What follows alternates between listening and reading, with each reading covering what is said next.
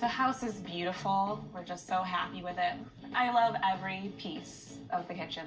It's so different. It's hard to even think back to what it was. I have to look at pictures to really get a sense for, oh yeah, that was that bad. Yeah. It has all these beautiful new pieces, appliances. I mean, it feels like a kitchen that I would cook in.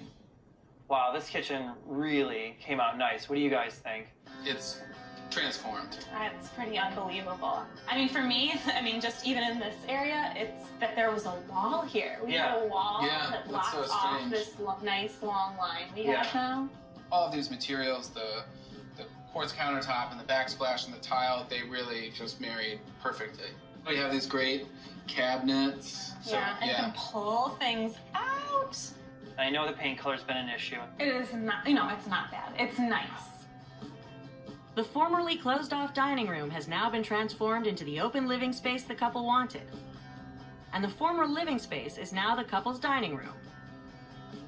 And the laundry, that used to be part of the kitchen, has now moved upstairs. And it's so perfect, and I am so happy to put laundry in. We have a load to do right now.